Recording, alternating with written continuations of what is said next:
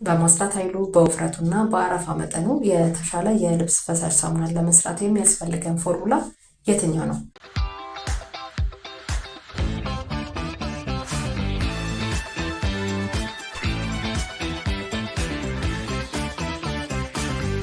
ሰላም ተመልካቾቼ፣ ዛሬ የማሳያችሁን የፈሳሽ ሳሙና ለመስራት የሚያስፈልጉን ግብአቶችና ምን ምን እቃ ያስፈልጋል የሚለውን አሳያችኋለሁ አንድ በአንድ። እዚህ ጋር እንደምታዩት ኤስኤልኤስ አለ። ኤስኤልኤስ እንግዲህ ሰርፋክታንት ነው። የማጽዳት ኃይሉንም ለመጨመር እንጠቀምበታለን። እዚህ ጋር እንደምታዩት ኤስኤልኤስ አለ። ሌላ ደግሞ ላፕሳ አለን። ላፕሳ ዋናው ሰርፋክታንታችን ነው። የማጽዳት ኃይሉን ለመጨመር፣ የአረፋ መጠኑን ለመጨመር ያገለግለናል ማለት ነው። ስለዚህ ላፕሳ ዋናው ግብአታችን ነው በፈሳሽ ሳሙና የስራ ሂደት ውስጥ ማለት ነው። ሌላ ደግሞ ሲዲኤ አለ። ሲዲኤ ለማወፈርም እንጠቀምበታለን እንደ ሰርፋክታንት ነው። ስለዚህ ሰርፋክታንት የምንላቸው ኤስኤልኤስ፣ ሲዲኤ እና ላፕሳ ናቸው ማለት ነው። ሌላ ደግሞ እዚህ ጋር የምታዩት ነገር ኮስቲክ አለ። እዚህ ጋር ኮስቲክ የምታዩት በፍሌክ ነው። ምንድነው የሚረዳል? ፔጁን አጀስት ለማለት ነው። ምክንያቱም ላፕሳ አሲዲክ ነው በጣም። ስለዚህ የእሱን ፔጅ ለማስተካከል አንድም ይረዳናል። ሌላው ደግሞ የቆሻሻ የማስወገድ ስራን የሰርፋክታንትን ስራ የበለጠ ያግዝልናል ማለት ነው። ሌላ ምን አለን? እዚህ ጋር ጨው አለ። ጨው ለማወፈር ነው የምንጠቀምበት አብዛኛው። ተወሰነ መልኩ የማጽዳት ኃይልን ለመጨመር ይረዳናል። ነገር ግን ጨውን የምናበዛ ከሆነ የአረፋ መጠኑን ይቀንስብናል። ከዛ በተጨማሪ ደግሞ የማጽዳት ኃይሉንም ይቀንስብናል። ያ ማለት የሰርፋክታንቶችን ስራ ያስተጓጉላል ማለት ነው። ስለዚህ ጨው ስላወፈረልን ብቻ ዝም ብለን መጨመር የለብንም ማለት ነው። ሌላ ውሃ አለን እዚህ ጋር። ውሃ ደግሞ ዲዞልቭ ለማድረግ ሶሉሽን ፎርም ለማድረግ እና በሊኪድ ፎርም ሁሉንም አዋህዶ የሆሞጂነስ የሆነ ሪያክሽን እንዲፈጠር በዋናነት እንደ ሶልቨንት ያገለግለናል ማለት ነው። ከምንጠቀማቸው እቃዎች አንደኛ ሁሉንም የምናደባለቅበት ባሊ ወይም በርሚል ያስፈልገናል። እዚህ ጋር የምናማስልበት ሚክሰር ካለ ሚክሰር፣ ከሌለን ግን በማማሰያ መጠቀም እንችላለን ወይም በእንጨት መጠቀም እንችላለን። ሌላው በእጃችን በምንሰራበት ጊዜ የምንጠቀመው ኤስኤልኤስን በውሃ ነው የምናማማው። ስለዚህ ለብቻው ብናማማው የተሻለ የሆነ ውህድ ይሰጠናል ማለት ነው።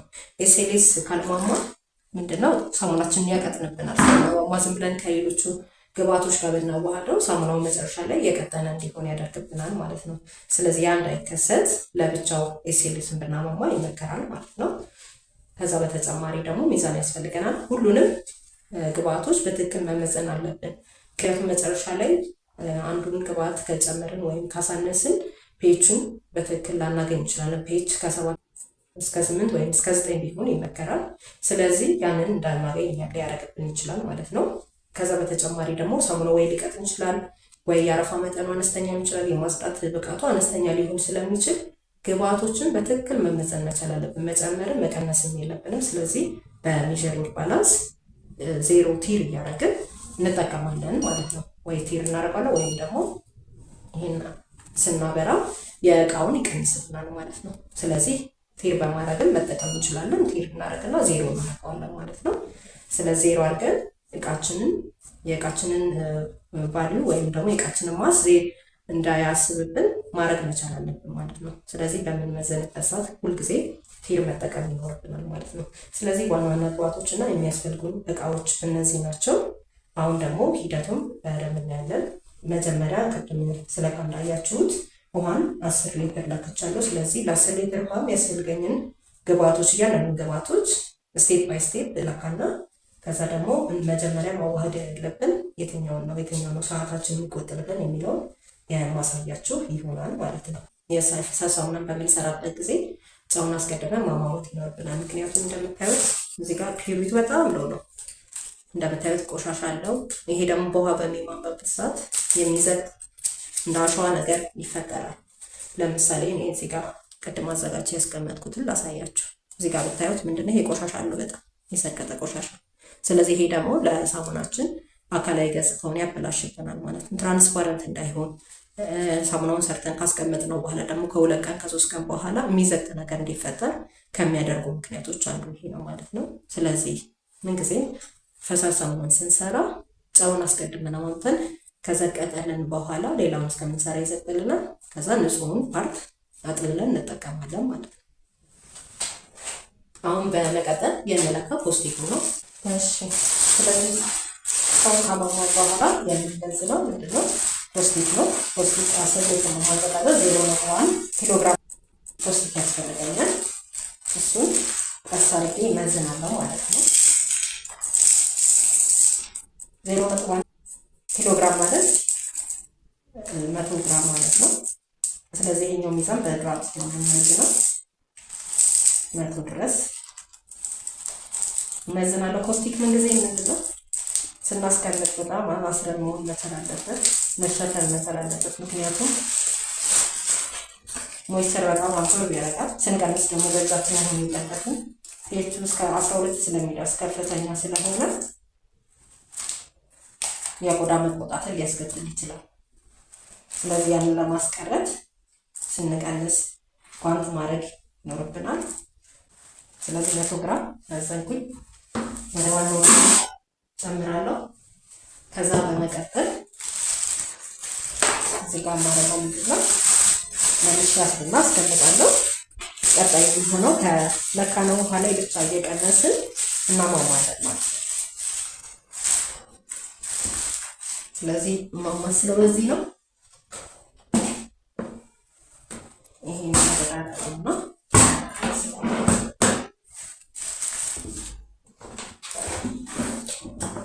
እዚህ ጋር ፖስቲክን በምናሟሟበት ሰዓት ምንጊዜም ምን መሆን አለበት?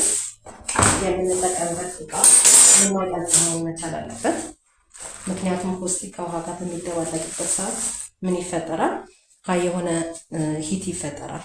ያ ማለት ሙቀት ይፈጠራል። ስለዚህ ያንን ሙቀት ደግሞ ሊቋቋም የሚችል እቃ መሆን መቻል አለበት። ሊዝግ የሚችል ወይም ብረት የሆነ ነገር መጠቀም የለብንም። ፕላስቲኩ የምንጠቀመው ፕላስቲክ ባሊ ከሆነ ደግሞ ጠንካራ መሆን መቻል አለበት ማለት ነው። አሁን ውሃ የተወሰነ ውሃ ከዛኛው ላይ ቀንስና እዚህ ያረጋለሁ አሟሟዋለሁ ማለት ነው። ያው እዚህ ጋር እንደምታዩት እያሟሟው ነው። ውሃ የተወሰነ ጨምሬበት መጀመሪያ እሱ ዲዞልቭ እንዲሆን ነው ማረጋው ማለት ነው። እዚህ ጋር እዚህ ጋር በትነኩት አሁን በጣም ነው የሚሞቀው። እንደሙሉ ማሟሟት መቻል አለበት።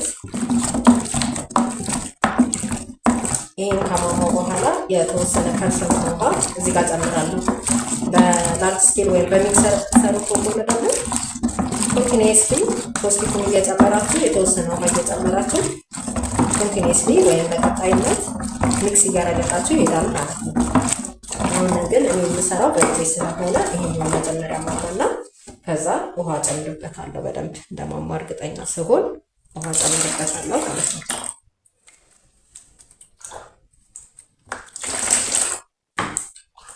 የተወሰነ ፐርሰንት እዚህ ጋር ጨምርና ላብሳውን ነው ማማማው። ውሃውን እንዳለ ካረግ ነው ላብሳውን ለማማት እንቸገራለን። ኤስኤምኤስንም ደግሞ ለማማማት ውሃ ስለሚያስፈልገኝ ያን ውሃ ለብቻ ማስቀረት ይኖርብኛል ማለት ነው።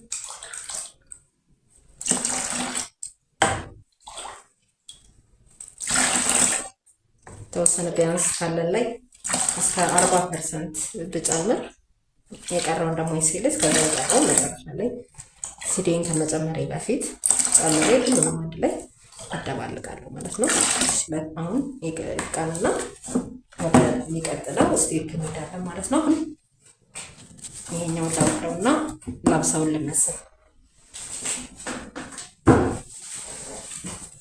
የተለያየ እቃ ካላችሁ ግን ጊዜያችንን ለመቆጠብ መጀመሪያ ላይ የሚያስፈልጋችሁን ግብአቶች መዝናችሁ ለብቻው ማስቀመጥ ትችላላችሁ። ካልሆነ ደግሞ ሚዛንም ከሌላችሁ ኬሚካል ከሚሸጡ ድርጅቶች ወይም ደግሞ ሱቆች ሄዳችሁ እዛው ላይ ለምትሰሩት ያክል መዝናችሁ ታመጡና ከዛ መደባለቅ ብቻ ይሆናል ማለት ነው። ይሄም አንድ ስራ ሊያቀልላችሁ የሚችል ነገር ነው። አሁን እሺ ላብሳን መለካት እጀምራለሁ። ላብሳን ለመለካት አሁንም እዚህ ጋር ይሄ 0 ማድረግ መቻል አለብኝ። እዚህ ጋር የቃኝን 0 አድርጌያለሁ። አሁን ላብሳን ለካለሁ። ላብሳ ደግሞ 0.75 ነው የሚያስፈልገኝ። ስለዚህ 0.75 ለመለካት ይሄኛውን ልጠቀም።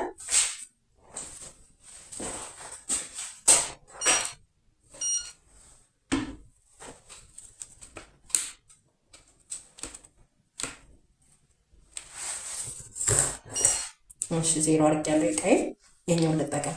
ስለዚህ እኔ 500 ድረስ ይሰራል።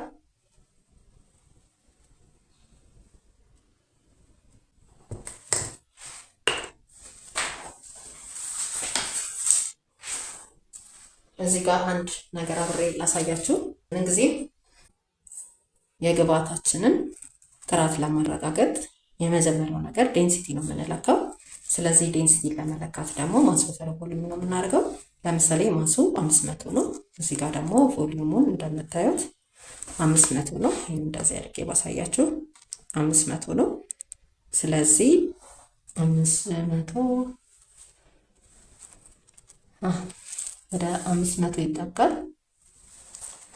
ስለዚህ ወደ 1 ነው የሚጠጋ ማለት ነው ዴንሲቲው። በዛ ማረጋገጥ ትችላላችሁ። ከዛ በታች ከሆነ ደግሞ ውሃ እንደተቀላቀለበት ወይም ሌላ ነገሮች እንደተቀላቀሉበት ማወቅ ትችላላችሁ ማለት ነው። ስለዚህ አሁን 500 ለክቻለሁ። 500 የለካሁትን ወደዛኛው ነው የማደርገው። ስለዚህ ስንት ይቀረኛል? 0.75 ስለሆነ ያልኩት የሚቀረኝ 250 ግራም ነው ማለት ነው። ወደ ዋናው በርሜል ጨምራለሁ ማለት ነው። ስለዚህ አሁን የለካኋቸውን ላብሳ ስለዚህ ጨምራለሁ።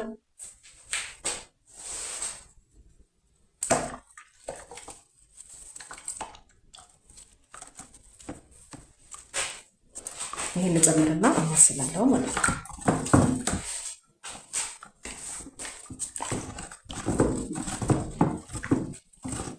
እየወፈረ ሲመጣ ውሃውን መጠቀም ይችላል።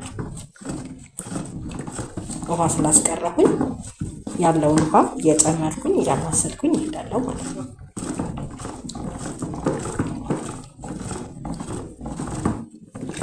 በደንብ መሟሟት አለበት። ይሄን ለማሟሟት ቢያንስ ከ15 እስከ 30 ደቂቃ ሊፈጅብን ይችላል።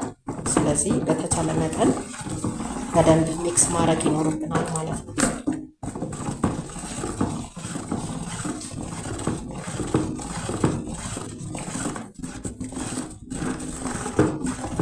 እዚህ ጋር እቃው ላይ ያለውን በደንብ ጠርገን መጨመር ይኖርብናል።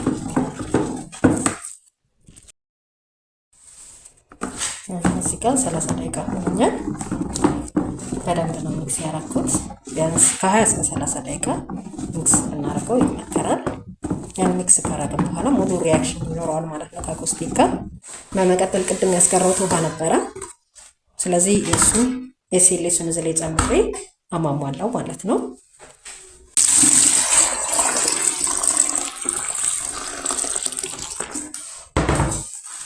እዚህ ጋር ያዘጋጀሁት 1 ኬጂ ኤስኤልኤስ አለኝ። እዚህ ጋር እንደምታዩት እሱን ጨምርና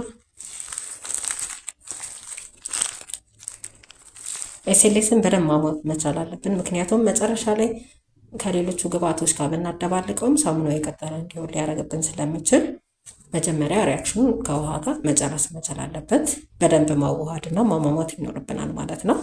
ስለዚህ ያለንን ኤስኤልኤስ እዚህ ጋር እንደምታዩት ኤስኤልኤስ ነው። እሱን ጨምራለሁ ማለት ነው እዚህ ላይ።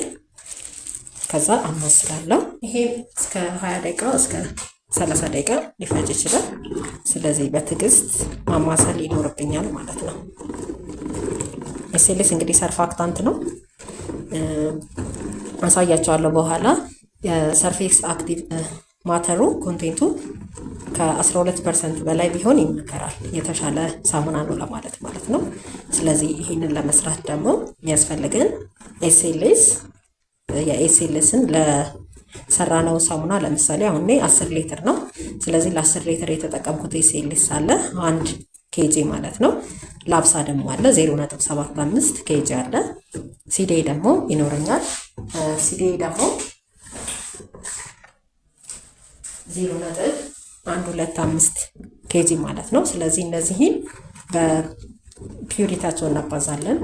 ለምሳሌ የላብሳ በ0.96 ሲባዛ በ0.75 ሲደመር ኤስኤልኤስ ደግሞ የተጠቀምኩት 1 ነው። 1 ሲባዛ በ0.7 ምክንያቱም 70% ነው ፒዩሪቲው የኤስኤልኤስ። የሲዲ ደግሞ 0.98 ነው። ስለዚህ የሲዲ ደግሞ 0.125 ሲባዛ በስንት አደርጋለሁ ማለት ነው በ0.98 ሲካፈል ለ12 ማለት ነው ሲባዛ በመቶ አክቲቭ ማተር ኮንቴንቱን ይሰጠኛል። ስለዚህ እዚህ ጋር አሁን እኛ የምንሰራው አክቲቭ ማተር ኮንቴንቱ 12.8 አካባቢ ይመጣል። ስለዚህ ከ12 በላይ ከሆነ የተሻለ ነው ማለት ነው።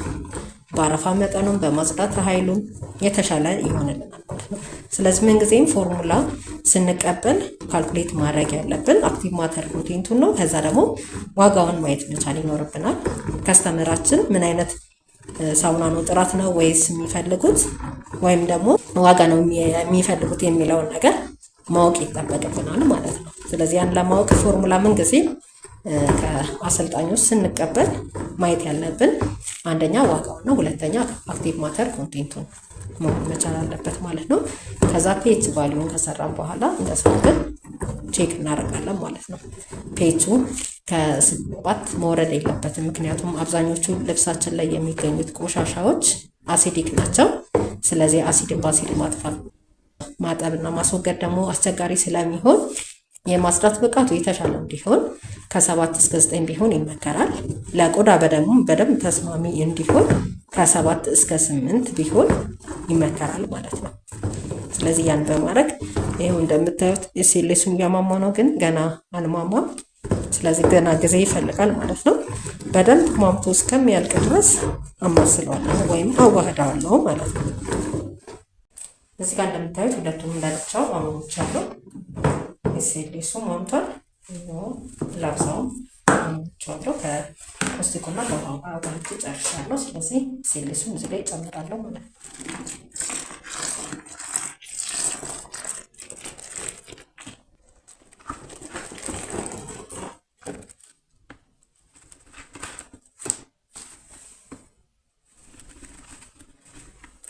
ይሄን ከጨመርኩ በኋላ ለብቻው አዘውዳለሁ።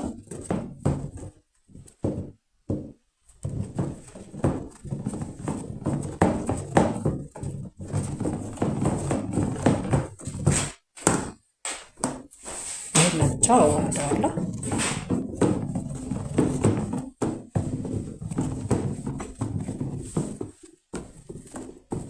ይሄን አዋህጄ ስጨርስ የጫውን ያማማውትን ጫው እዚህ ላይ ጨምርና አዋህዳለሁ ማለት ነው።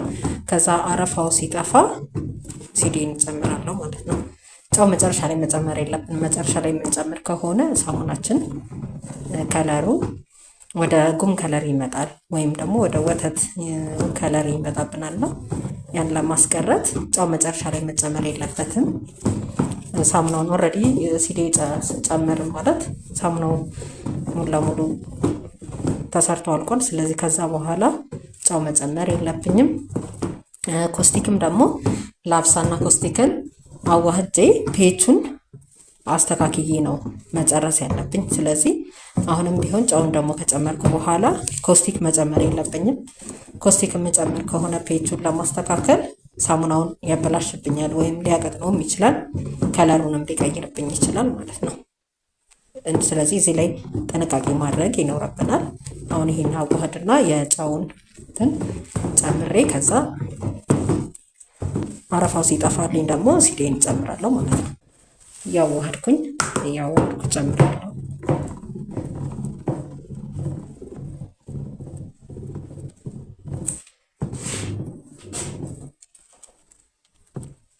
መጀመሪያ ላይ የነበረው ውፍረት እንግዲህ ይሄ ነው።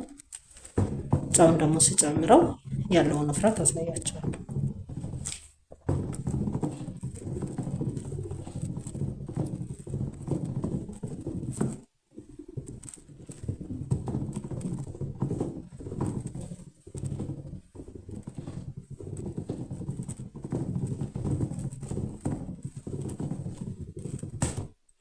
እየወፈረ ነው። አያችሁታል?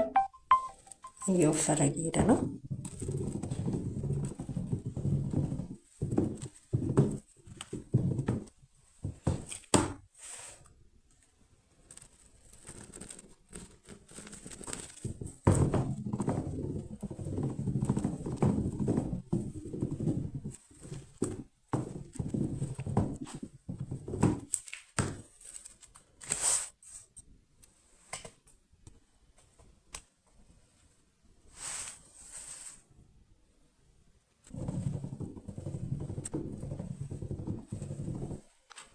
ውፍረቱን አያችሁታ። እዚህ ጋር በጣም እየወፈረ ነው የመጣው። ስለዚህ ጨው ስጨምር ቀስ እያልኩ ቢሆን ይመከራል። እየተዋሃደ ወደ አንድ ቦታ ኮንሰንትሬትድ ሆኖ እንዳያበላሽብኝ ሳሙናውን እያዋሃድን እንጨምራለን ማለት ነው።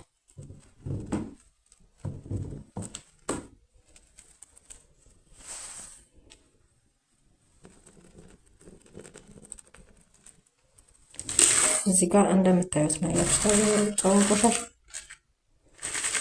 ስለዚህ ሳሙናው ላይ ሲገባ የሳሙናውን አካላዊ ገጽታን ያበላሽብናል።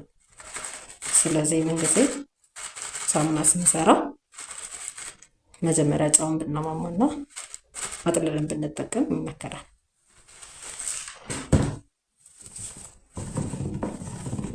ይህን አዋህደዋለሁ።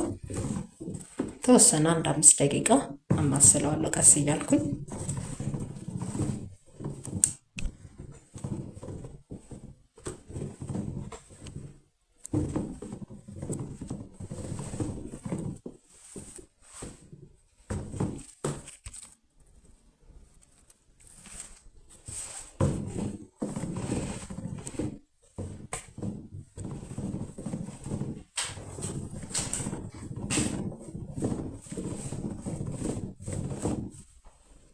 ውፍረቱ እንደምታዩት ነው፣ እየወፈረ ነው።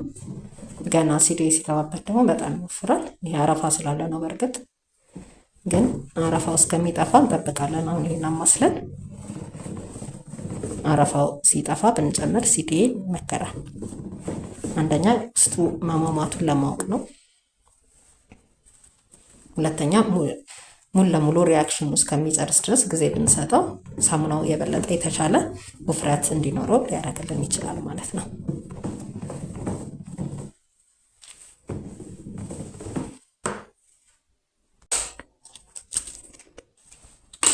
አሁን ደግሞ እዚህ ጋር ሲዴን ነው የምለካው። 0.125 ነው፣ 125 ግራም ማለት ነው።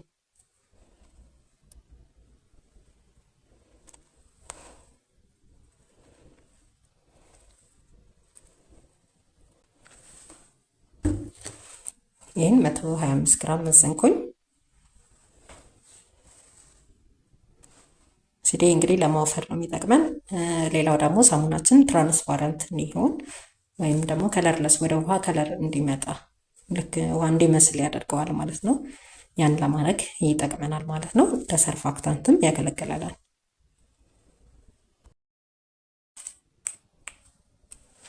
በስተመጨረሻ ሲዴ ይቀራል። ሲዴን ጨምርና እስከ 15 ደቂቃ እናማስለዋለን ማለት ነው። እሱን በደንብ እንዲዋሃድ። አረፋ ቢጨርስ ያው ጥሩ ነው። እኔ ሰዓቱን ከመቆጠብ አንጻር ነው እንጂ አረፋ ጨርስ ነው። ሲዴን ስንጨምር ያለው የውፍረቱን ልዩነት ማየት እንችላለን ማለት ነው። እዚህ ሲዴ ጨምረን እስከ 15 ደቂቃ እናማስለዋለን ቀስ እያለን ማለት ነው።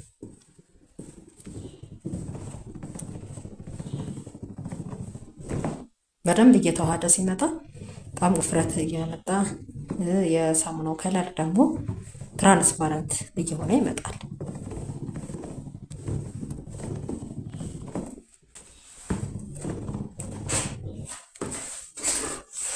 እቃችን ላይ ያለው ሁሉንም መጠቀም መቻል አለብን። ኬሚካሉ እንዳይባክንብን በደንብ ጥርቅ አድርገን መጠቀም ይኖርብናል። ኬሚካሉ እንዳይባክን ብቻ ሳይሆን ፎርሙላው መጨረሻ ላይ ሳሙናችን በቀጣይነት ተመሳሳይ የሆነ ጥራት እንዲኖረው ኬሚካል ስንመዝንም ሆነ ስንገለብጥ በደንብ ጥንቃቄ ማድረግ ይኖርብናል፣ እንዳያንስብን ወይም እንዳያልፍብን ማለት ነው። ይሄ ደግሞ መጨረሻ ላይ የምናመርታቸው ሳሙናዎች ተመሳሳይ የሆነ ጥራት እንዲኖራቸው ያደርጋል።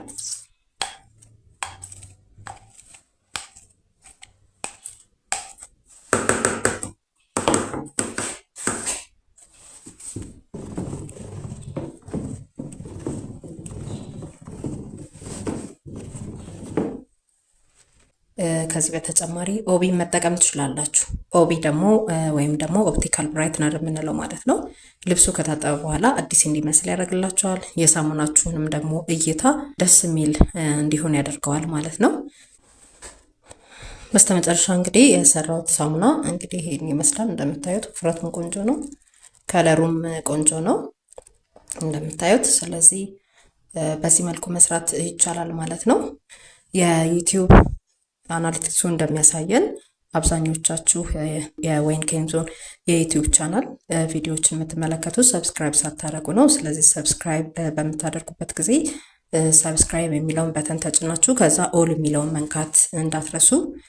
ይህንን ካረጋችሁ በየጊዜው ወይም በየሳምንቱ የሚለቀቀውን የተለያዩ መረጃዎችንና ቪዲዮዎችን ለእናንተ የሚጠቅማችሁን መረጃዎችን ማግኘት ትችላላችሁ ማለት ነው። ለሌሎችም ተደራሽ እንዲሆን ላይክ፣ ሰብስክራይብ እና ሼር ማድረግ እንዳትረሱ። ለዛሬ ነበረን ፕሮግራም ግን በዚህ ጋር ያበቃል። በሌላ ፕሮግራም እስከምንገናኝ መልካም ጊዜ ይሆንላችሁ።